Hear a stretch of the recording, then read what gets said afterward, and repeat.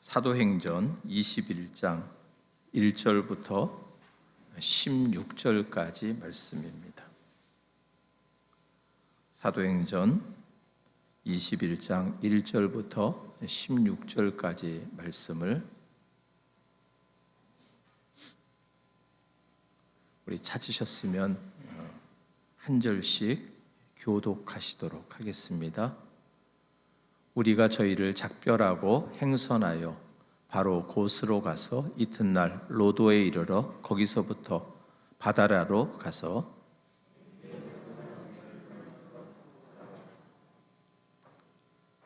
구브로를 바라보고 이를 왼편에 두고 수리아로 행선하여 두로에서 상륙하니 거기서 배가 짐을 풀려 함이로라.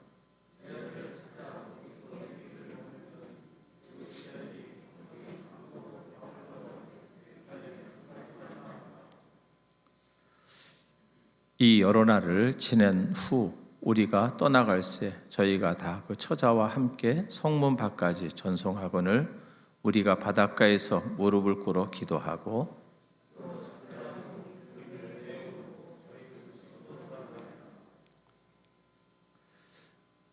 두로로부터 수로를 다 행하여 돌레마이에 이르러 형제들에게 안부를 묻고 그들과 함께 하루를 있다가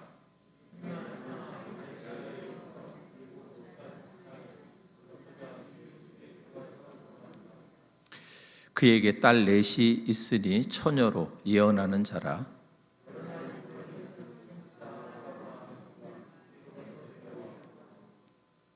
우리에게 와서 바울의 띠를 가져다가 자기 수족을 잡아매고 말하기를 성령이 말씀하시되 예루살렘에서 유대인들이 이같이 이 띠 임자를 결박하여 이방인의 손에 넘겨주리라 하거늘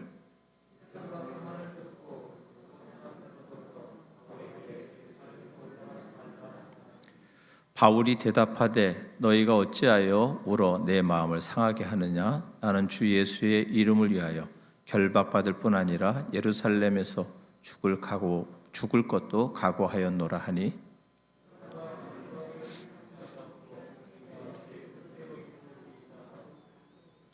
이 여러 날 후에 행장을 준비하여 예루살렘으로 올라갈새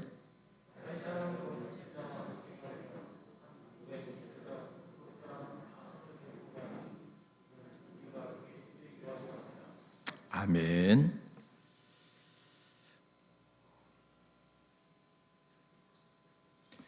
저희 나라 속담에 10번 찍으면 안 넘어가는 나무가 없다 이런 말이 있습니다. 이 일은 어떤 일에 실패를 거듭해도 끊임없이 계속해서 노력을 하면 마침내 이루어진다라는 의미가 있습니다. 그런가 하면 또 남녀간의 관계 속에서 남녀간의 유혹을 이기기가 어렵다라는 의미로도 쓰입니다. 그래서 어떤 경우 거절하는 사람이 있으면 계속해서 가서 이런 대시를 하면 마침내 이루어진다. 어떤 이런 말을 할 때도 이런 10번 찍어서 안 넘어가는 나무가 없다 이런 속담을 인용을 하기도 합니다. 저희가 지금 읽은 본문은 바울의 3차 전도여행을 마치고 예루살렘으로 돌아가는 그런 여정을 기록하고 있습니다. 바울은 오순절 전에 예루살렘에 들어가기 위해서 빡빡한 일정 때문에 밀레도에서 에베소 교회 장로들을 청하여 고별 설교를 하였습니다. 그리고 그 고별 설교를 마치고 오늘 그들과 헤어져서 그곳으로부터 예루살렘에까지 이르는 그런 여정이 기록되어 있습니다. 오늘 저희 본문에 보시면 21장 1절에 고스로 가고 작별하고 나서 고스로 가고 고스에서 그 다음날 로도에 이르렀고 거기서 다시 바다라로 가고 바다라에서 베니게로 가는 배를 타고 구브로를 왼쪽으로 바라보면서 그들이 어디에 도착하냐면 두로에 도착을 합니다. 두로에 도착을 하고 그 후에 다시 그들이 돌레마이로 가서 돌레마이로 갔다가 그곳에서 가이사랴에 가고 가이사랴에서 예루살렘으로 이르는 그런 여정을 기록하고 있습니다. 우리 이 지도를 한번 이렇게 보시죠. 지도를 보시면 오늘 저희가 어디냐면 이곳이 밀레도예요. 이곳에서 이렇게 나도로, 그 다음에 로도로 가서 바다리아로 가서 이렇게 구부로를 왼쪽으로 두고 어디에 가냐면 여기 시돈이라고 되어 있는데 여기가 두로예요. 두로와 시돈이 같이 그냥 거의 성경에서는 같이 표현될 때가 많습니다. 바로 옆 동네라서. 그래서 그곳에 갔다가 다시 여기 돌레마이로 내려와서 가이사라로 갔다 예루살렘으로 가는 그러한 여정을 오늘 성경에 기록하고 있습니다.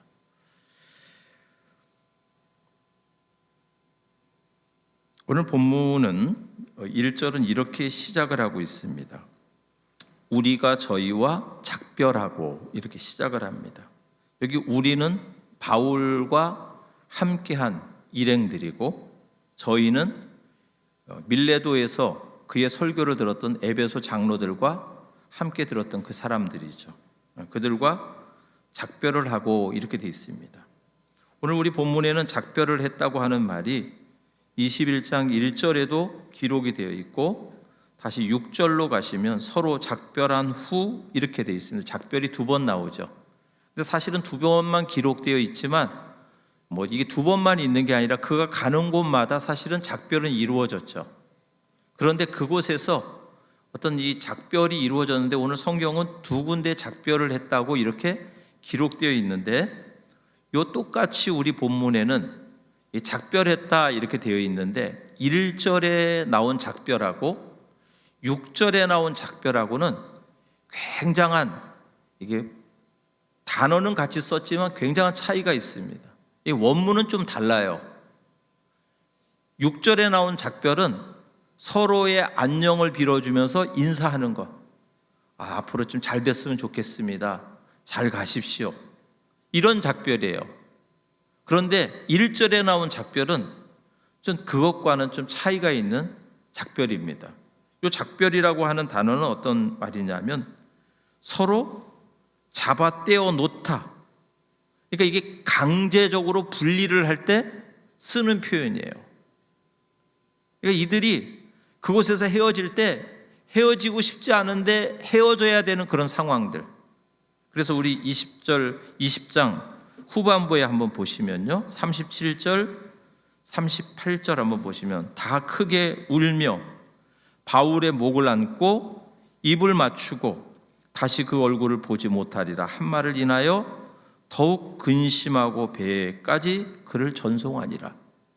그들이 헤어질 때 한번 모습을 한번 이렇게 생각을 해보세요. 우리가 보통 헤어질 때 잘 갔다 와 이렇게 하면서 그냥 빠이빠이 하면서 헤어질 수도 있죠. 근데 여기는 그런 게 아니에요. 서로 목을 안고 입을 맞추고 다시는 못 본다는 그 말 때문에 놔주고 싶지 않지만 가야 되는 그런 지금 상황. 요게 1절의 작별입니다. 어쨌든 이런 이 작별을 마치고 또 그가 이 여정을 지금 계속해서 가고 있습니다. 배를 타고 그 여정을 가고 있어요. 그런데 오늘 저희들이 읽은 본문에 보시면 2군데의 곳에 좀 초점이 맞춰져 있습니다. 하나는 어디냐면 두로이고 하나는 가이사라입니다. 왜냐하면 그곳에서 좀 특별한 일이 있었기 때문에 그렇습니다. 아까 두로하고 가이사라는 다 어디냐면 해안가에 있는 해변 항구 도시예요. 그런데 그곳에서 오늘 묵었던 일이 오늘 여기 본문에 기록되어 있습니다. 첫 번째 이 두로는 어떤 지역이냐면요. 두로는 이 솔로몬 때 이 솔로몬 성전을 지을 때 두로 사람 히람이 백향목을 그쪽으로 갖다 주는데 그곳에서 묶어서 배로 띄워가지고 이쪽 가이사라에 도착을 해서 이제 예루살렘에서 성전을 지을 때 그렇게 썼던 그런 항구 도시예요. 근데 그곳에는 그런 것만 있었던 것이 아니라 해양업이 발달을 했고 고대에는 아주 유명한 큰 해운 도시였었습니다. 그런 곳은 주로 이게 많이 부패해 있는 그런 도시입니다. 그런데 그 곳에 부패되어 있는데 그곳의 출신 중에 하나가 누구냐면 우리 아합 왕의 아내 이세벨이 어디에 있냐면 시돈 출신입니다. 우리 성경을 한 군데만 좀 보도록 하겠습니다. 같이 한번 읽겠습니다. 느밧의 아들 여로보암의 죄를 따라 행하는 길을 오히려 가볍게 여기며 시돈 사람의 왕 엣바알의 딸 이세벨로 아내를 삼고 가서 바알을 섬겨 숭배하고. 여기 이세벨이 어디 출신이냐면 여기 시돈 두로 사람입니다. 그러니까 이곳이 우상 숭배도 많이 했고 아까 이게 타락한 그런 도시였었어요. 그래서 예수님께서도 후에 두로와 시돈을 같이 이렇게 표현하면서 두로와 시돈에도 심판이 임하지만 또 하나님의 말씀을 듣고 거부했던 고라신 벳사다를 책망하실 때 똑같은 말씀을 한번 하십니다. 우리 같이 한 군데 더 읽겠습니다. 화가 있을진저 고라시나 화가 있을진저 벳사다야, 너희에게는 행한 모든 권능을 두로와 시돈에게 행하였다면 저희가 벌써 베옷을 입고 제에 앉아 회개하였으리라. 내가 너희에게 이르노니 심판날에 두로와 시돈이 너희보다 견디기 쉬우리라. 그러니까 두로와 시돈이 거의 같은 의미로 쓰이는 그런 곳이에요. 어쨌든 그곳에 한번 묻고요. 그 다음에 또 밑으로 내려와서 돌레마이라고 하는 데서 잠깐 묵은 다음에 어디로 가냐면 가이사라로 갑니다. 이 가이사라에는 오늘 우리 성경을 같이 보시면요, 8절에 이튿날 떠나 가이사라에 이르러 7 집사 중 하나인 전도자 빌립의 집에 들어가 유하니라.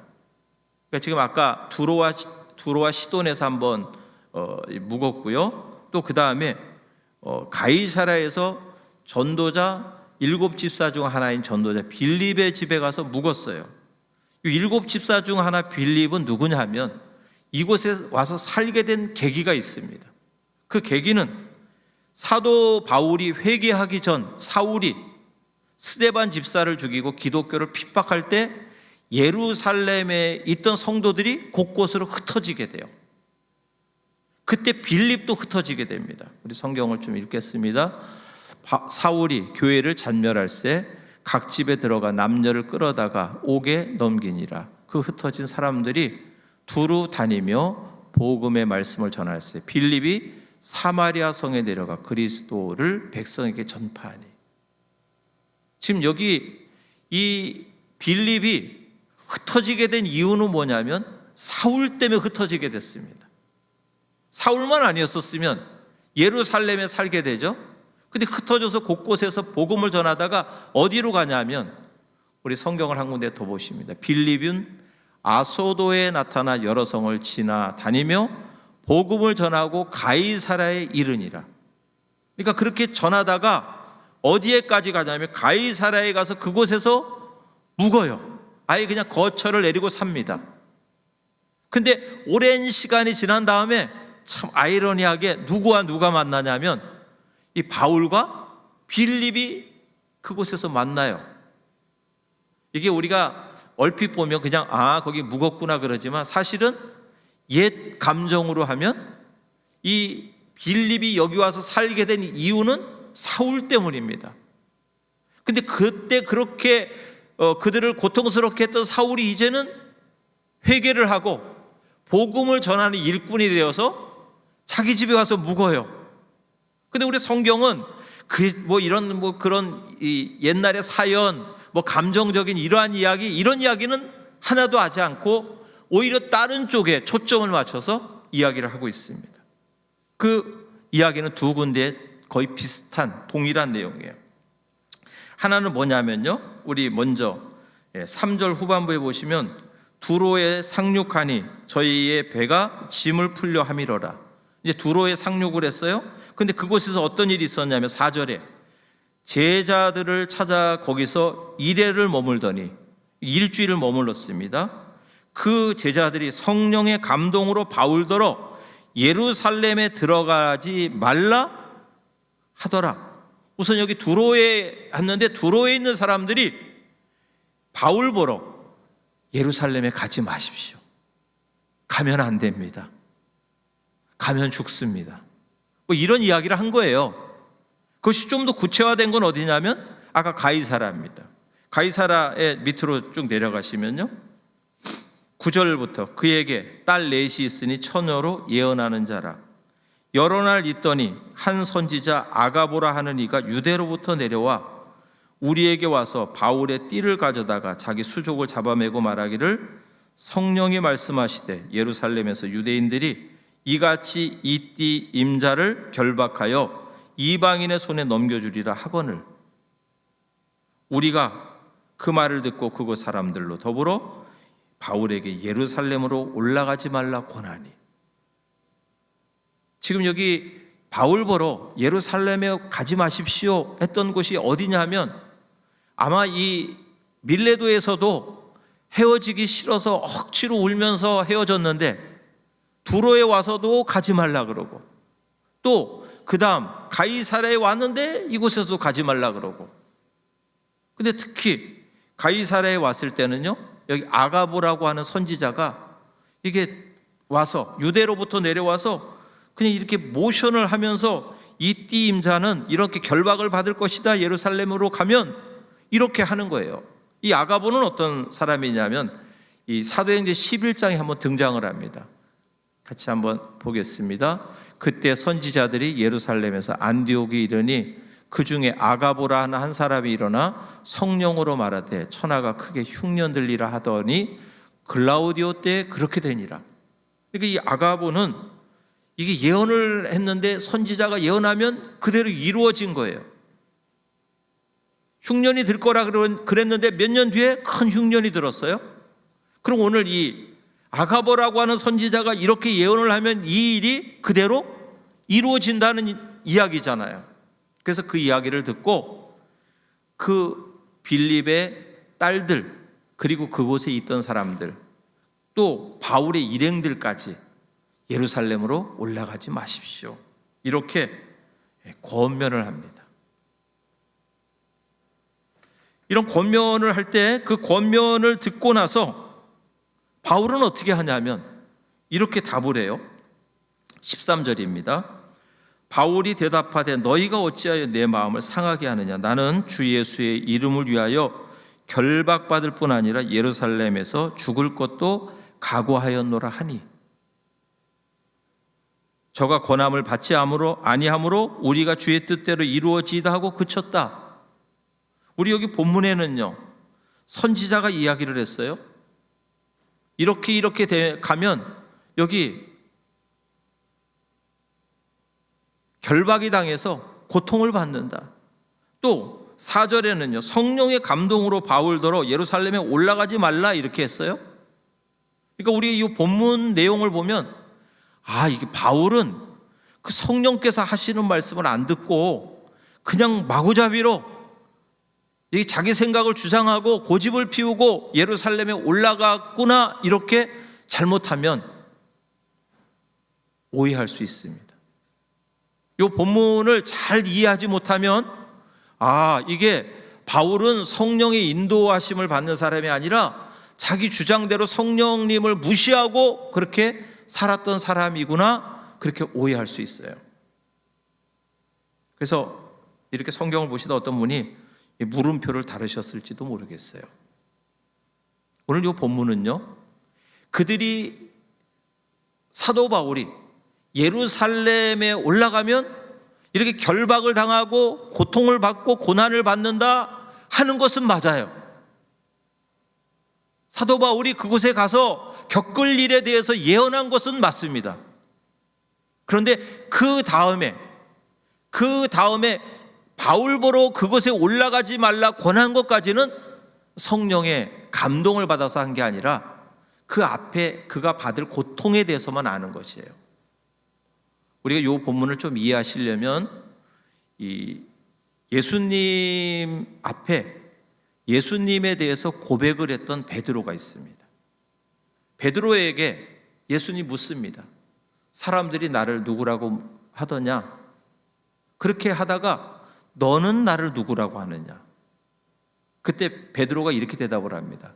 주는 그리스도시요 살아계신 하나님의 아들이십니다. 그때 예수님이 뭐라고 말씀하시냐? 그것을 알게 하신 이는 너가 아니라 네 이성이 아니고 네 지식이 똑똑해서가 아니고 하늘에 계신 내 아버지께서 알게 하셨다.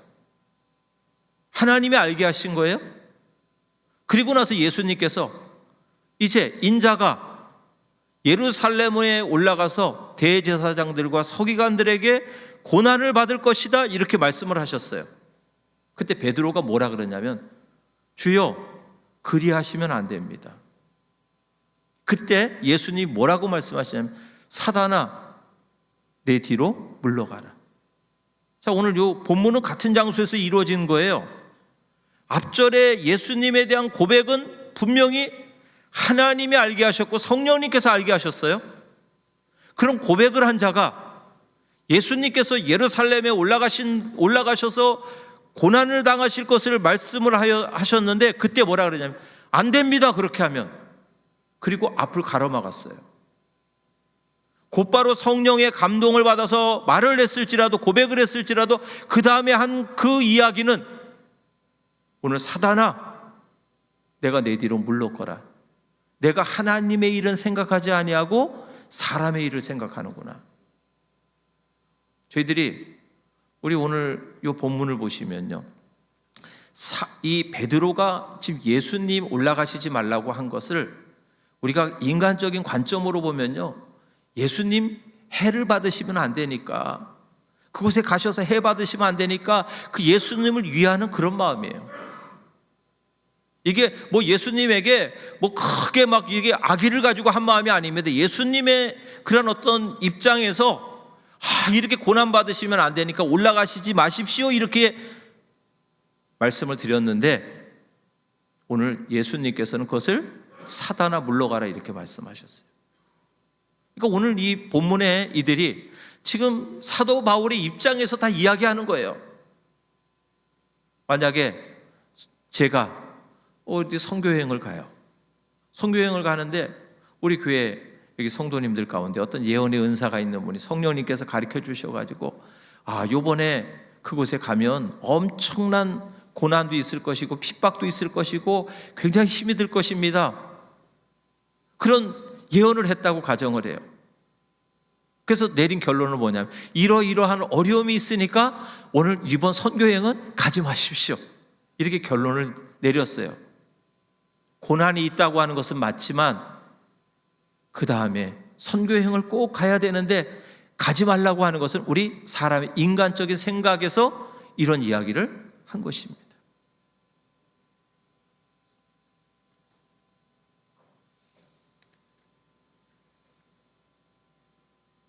이때 사도 바울은 오늘 본문에 이렇게 이야기를 하죠. 내가 예루살렘에 가서 결박받을 뿐 아니라 예루살렘에서 죽을 것도 각오하였다.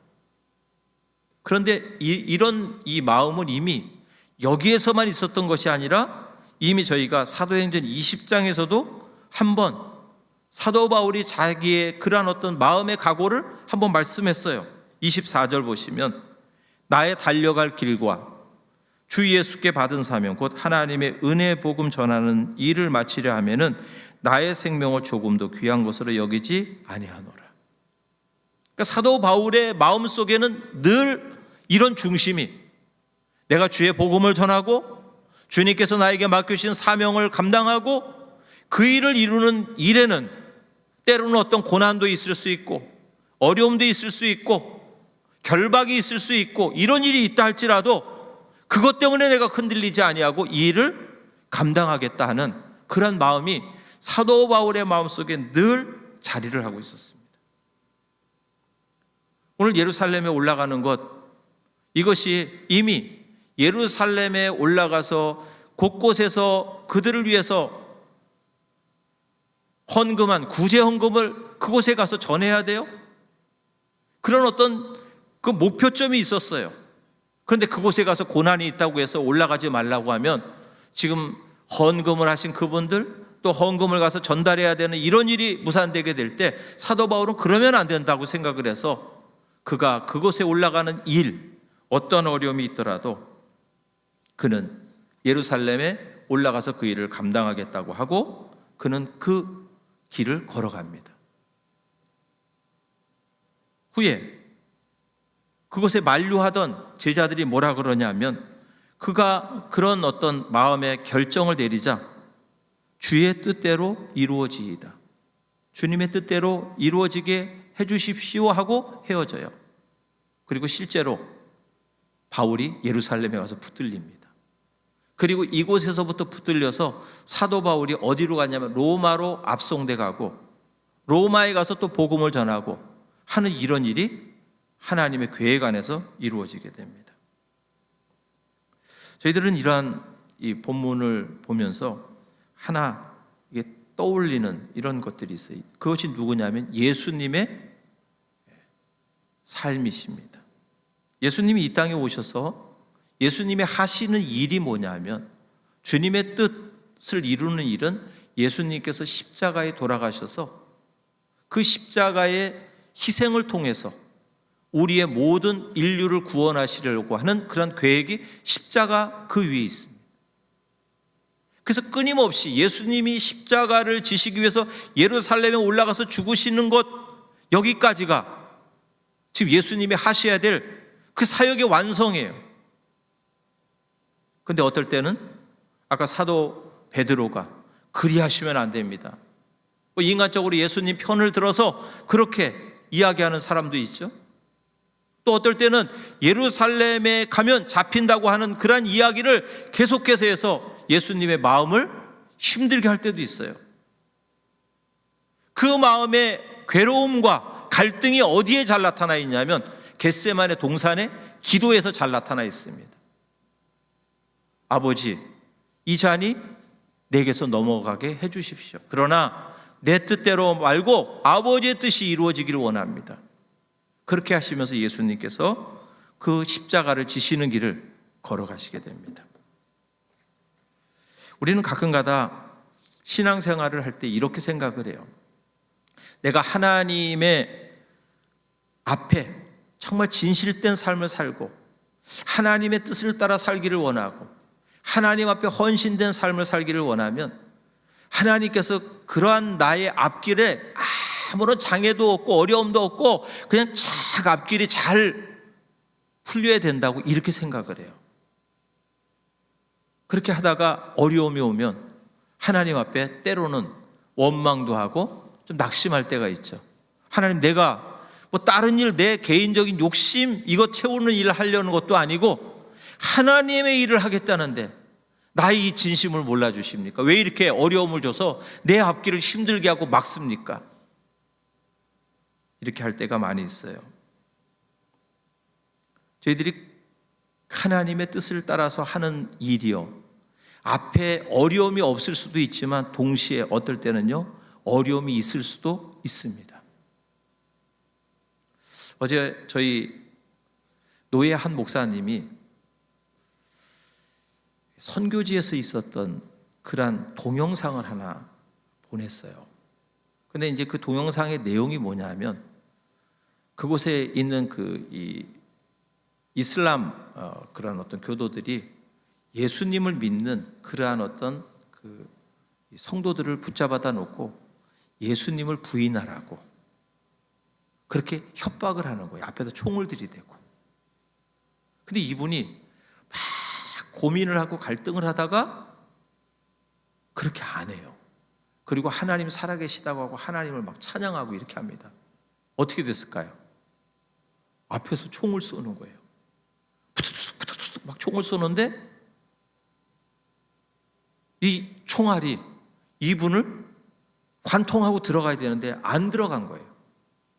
그리고 또 막 쏠라 그러니까 위에서 이게 벼락이 이게 막 번개가 쳐가지고 막 이 사람들이 막 찌릿찌릿 막 놀라는 거예요. 이런 일이 일어나고 나서 어떤 일이 일어나냐면 그들이 이슬람 그 사람들이 거꾸로 기독교로 개종을 하는 그러한 동영상을 하나 보내줬어요. 근데 그 밑에도 이분이 뭐라고 했냐면, 이 목사님 코멘트를 딱 달았습니다. 모든 일이 매사가 다 그럴 수는 없지만 이런 수도 있습니다. 우리가 다 그런 것만 있는 게 아니고요, 어떨 때는 그 앞에서 처절하게 순교당하는 사람도 있잖아요. 고백하고. 그러니까 순교당할 수도 있고 순교당하지 않고 그렇게 그런 역사가 일어날 수도 있죠. 근데 사도 바울은 오늘 그 앞에 그렇게 그가 진심을 다해서 그렇게 만류하고 하는 그 길을 걸어갈 때 하나님의 계획이 그런 일들이 있으려고 하다가 그런 일을 다 없애주신 게 아니라 여전히 하나님은 그가 예루살렘에서 결박당하는 것, 그런 고난을 하나님께서 그대로 허락하십니다. 우리는 많은 분들은 내가 하나님 앞에 이렇게 진실한 신앙으로 살면, 내가 진실한 신앙으로 살기 때문에 어려움들을 하나도 없게 해주시고 내 앞에는 다 꽃길만 같은 이런 일만 있게 해주세요, 이런 것을 소원해요. 근데 이것이 올바른 신앙인 것 같지만 사실은 어떤 의미에서 우리의 욕심입니다.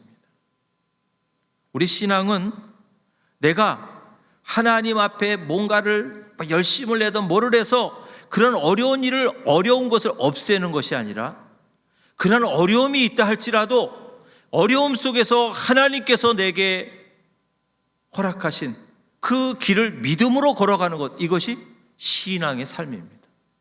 그러니까 어떤 분에게는 예를 들어서 좀 평탄한 길이 열릴 수도 있어요. 어떤 분은 좀 어려움이 있을 수 있어요. 그러나 그런 가운데서도 주님께서 나에게 맡겨주신 그 길을 꿋꿋하게 흔들리지 아니하고 그 길을 걸어가는 것이 올바른 신앙의 삶입니다.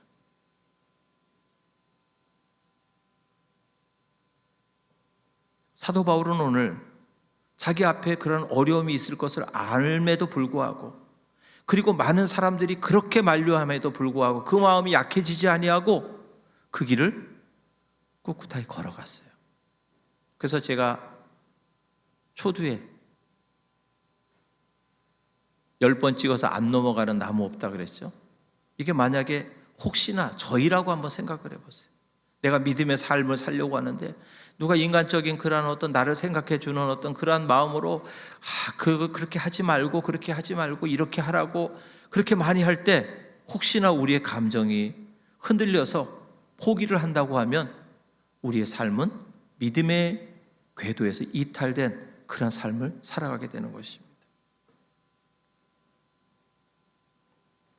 저희들이 2021년 새로운 한 해를 시작하고 이제 불과 오늘 17일이 지났습니다. 한 해가 시작되면 많은 분들은 보통 대망의 새해가 밝았다, 그렇게 하면서 그 새해에 대한 기대감을 많이 가지고 출발을 해요. 그리고 그뿐 아니라 새해가 되면 그런 가운데서 어떤 계획과 소원을 가지고 한 해를 시작합니다. 어떤 분이 이렇게 이야기를 했어요. 올해는 대망의 새해라고 하는 말을 쓰기에는 적합하지 않은 해 같다. 오히려 거꾸로 운무망망의 해, 앞에 안개가 너무 끼어서, 구름과 안개가 너무 끼어서 길이 안 보이는 것 같은 그런 한 해를 시작하는 그런 해에 대망의 새해라고 하는 말은 좀 어울리지 않는 것 같다. 그렇게 이야기한 이유는 코로나는 아직 종식되지 않았고 지금도 계속해서 진행되고 있습니다. 많은 분들의 마음은 빨리 백신으로 인해서 이게 안정이 되고 우리의 삶이 정상으로 돌아가기를 다 소원하지만 그리 쉽지 않은 거예요. 저희들 그동안 몇 개월 지나오면서 하셨잖아요. 단계가 올라갔다 또 내려갔다가 올라갔다 내려갔다. 저희 예배 드리는 것도 그때마다 환경이 바뀌죠. 이 단계 하나하나가 이 사업을 하시는 분들, 가게 하시는 분들, 이런 업을 하시는 분들 안에는 이게 얼마나 이게 중요한 문제인지 몰라요.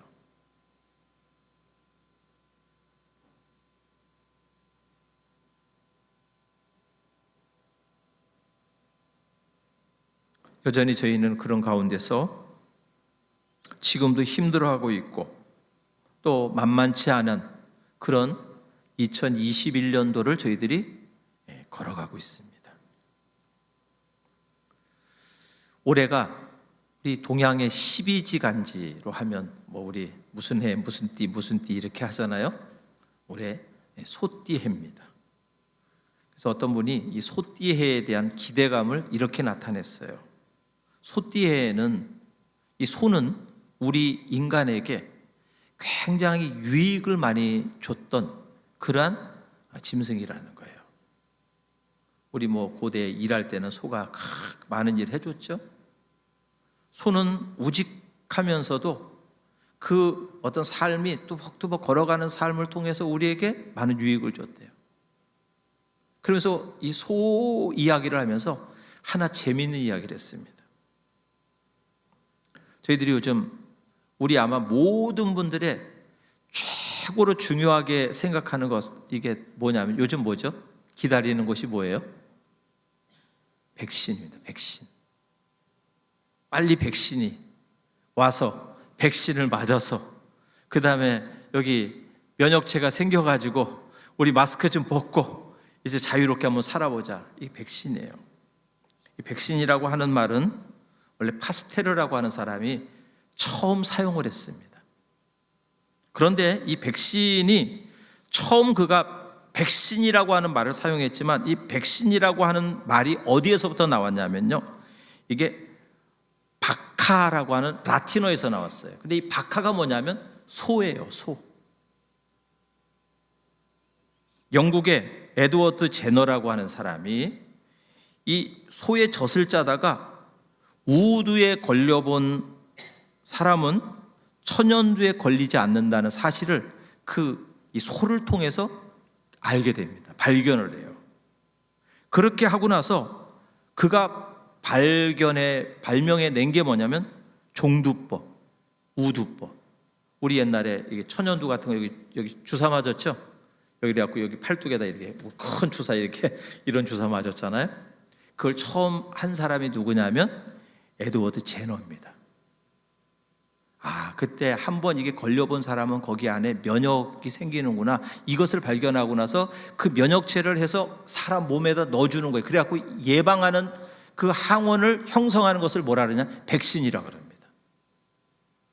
이 백신이 처음 나온 이 말이 어디냐면 아까 바카예요. 바카가 소예요. 소. 소에서 발견했다. 그래서 올해 소의 해, 백신은 여러 개의 백신이 있죠. 광견병 백신도 있고 무슨 인플루엔자 백신도 있죠. 근데 올해 이 코로나19의 백신, 이게 소의 해, 올해 소의 해, 이 소의 해에 이런 일이 이루어지기를 기대하면서 한 해를 좀 바라봤던 사람이 있습니다.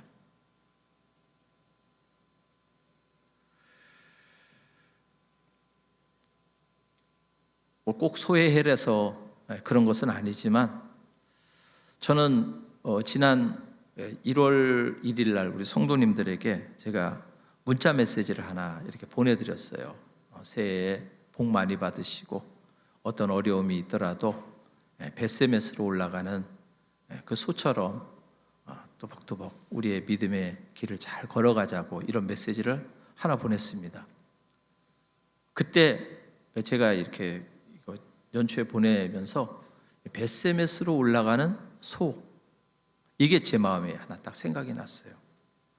이 벳세메스로 올라가는 소는 어떤 것이냐면요, 이스라엘 백성들이 법궤가 사무엘 전 시대에 엘리 대제사장 때 전쟁에서 이 법궤를 뺏겼습니다.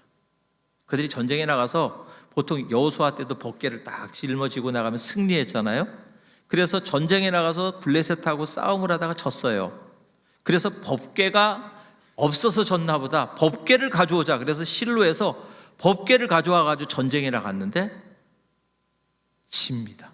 그리고 법궤까지 전리품으로 뺏겨요. 그래서 블레셋 사람들이 법궤를 자기네 지역의 한 도시에다 갖다가 다곤이라고 하는 신전에다가 갖다 놓습니다. 전리품으로.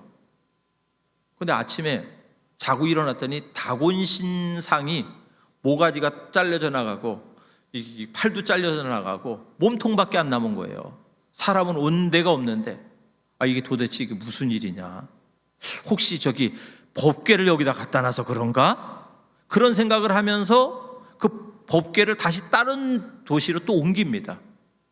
그랬더니 하나님이 그곳에서 또 옮겨진 그 지역에서 사람들이 막 피부병이 걸리는 그런 일이 일어나요. 아니 이게 법궤 가는 곳마다 이런 일이 일어난단 말이에요. 괜히 이거 법궤 가져와가지고 아니 이게 골치 아프네. 그래서 이거 법궤를 올려보냅시다, 이스라엘로. 그랬더니 그 가운데서 에이 그런 소리 하지마, 그냥 우연히 일어난 일이겠지, 그게 무슨 법궤 때문에 그런 일이 일어났겠어? 그럴 때 이런 이야기를 합니다. 그러면 저 소를, 저 법궤를 실어서 다시 이스라엘로 돌려보내는데 이 소가 가다가 곧바로 이스라엘로 올라가면 이게 하나님 때문에 이런 일이 일어난 것이고, 소가 가다가 뭐 엉뚱한 짓 한다거나 가다가 다시 집으로 돌아온다든가 그러면 그거 우연인 거야. 하나님께서 지금 우연이 아니죠. 그곳에 그들이 하나님에 대해서 생각하는 그 잘못된 생각을 깨우치기 위해서 다곤 신은 아무것도 아니라고 하는 것을 알게 하시기 위해서 그 우상의 머리를 부러뜨리고 팔을 부러뜨렸어요. 그리고 그곳에 독종이 일어나게 해서 그들이 그것을 보면서 하나님을 두려워하라고 하는 그러한 마음을 주시었는데 그들이 에이 우연이야 이러려고 하니까요, 소가 이제 어떻게 해야 되냐면 소가 이 이스라엘을 향해서 곧바로 걸어가야 됩니다.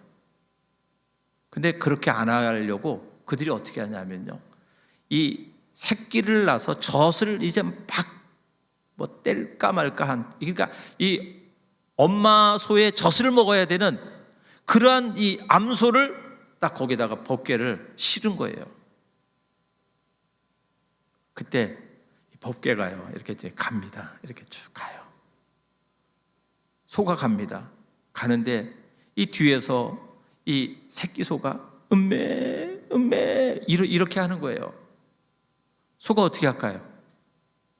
그 소리 들으면 어디로 가세요? 가서 젖줘야 되잖아요.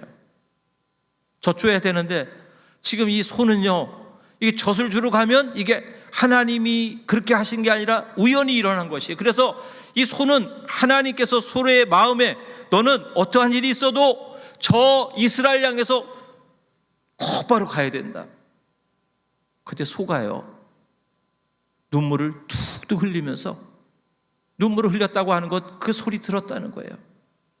눈물을 뚝뚝 흘리면서 베세메스로 향해서요 한 걸음도 왔다 갔다 안 하고 쭉 걸어갑니다. 뭘요? 하나님의 뜻을 이루기 위해서. 이게 정의라고 하는 게요, 우리 아까 이게 자녀 간의 정이 있죠, 또 이게 친구 간의 정이 있어요, 교우 간의 정도 있습니다. 아까 왜 헤어질 때 그들이 울죠? 어쩌면 이 그동안 우리에게 좋은 가르침을 줬던 그분을 다시 못 만난다고 생각하니까 눈물을 흘리면서 서로 어금 맡기면서 억지로 띄워줬잖아요. 그게 사람의 정이에요. 그럼에도 불구하고 왜 가야 되죠? 하나님의 뜻을 이루기 위해서 사도 바울이 그들을 잡아떼는 것처럼 하면서 그 길을 걸어갔습니다. 우리 아까 성경을 한 군데만 좀 읽죠. 암소가 베세메스 길로 바로 행하여 대로로 가며 갈 때 울고 좌우로 치우치지 아니하였고 블레셋 방백들은 베세메스 경계까지 따라가니라. 그들이 올라가면서 봤어요. 소가 울면서 똑바로 걸어가는 것을 봤습니다. 하나님의 뜻을 이루기 위해서 걸어갔던 그 베세메스로 향해서 걸어가는 그 소. 오늘 2021년을 시작하시면서 저와 여러분들 안에 한 해를 향한 소망도 있을 거예요. 한 해를 향한 계획도 있을 것입니다.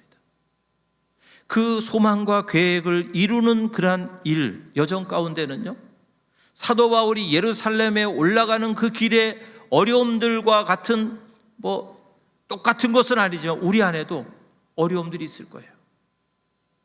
우리가 생각하지 않았던 이런저런 문제도 만날 수 있습니다. 또 어떨 때는 우리의 감정을 약하게 하는 그런 요소들이 끊임없이 우리를 계속해서 시험할 거예요. 오늘 그런 가운데서도 이 사도 바울이 내가 주님 앞에 이 사명을 감당해야 된다고 하는 그 사명자의 그런 자세, 그 자세를 가지고 비록 예루살렘에 올라가면 누가 나를 결박하고 또한 고통을 당하고 환난을 당할지라도 내가 주님의 그 뜻을 이루는 일에는 내가 나의 삶을 그렇게 드리겠다고 하는 그런 자세를 가지고 사도 바울이 살아갔을 때 사도 바울은 사명을 감당하는 사명자로서 귀한 삶을 살게 된 줄로 믿습니다. 저와 여러분들이 2021년도에 많은 어려움들이 있을 줄로 알아요. 그러나 그런 어려움들이 있다 할지라도 저희들이 벳세메스로 올라가는 이 소가 뚜벅뚜벅 빠르지도 않고 화려하지도 않고 그렇지만 그 목표를 향해서 뚜벅뚜벅 걸어가는 그 발걸음에 1년이 쌓이고 또 1년이 쌓이고 또 1년이 쌓일 때 저와 여러분들의 삶이 아름다운 인생, 복된 인생으로 살아가게 될 줄로 믿습니다.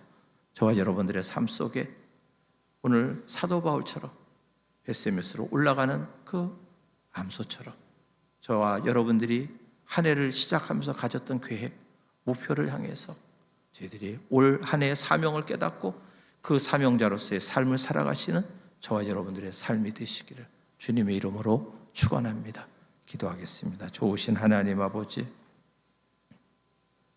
많은 환난과 결박과 어려움이 있음에도 불구하고 주님께서 맡겨주신 그 사명을 감당하는 일을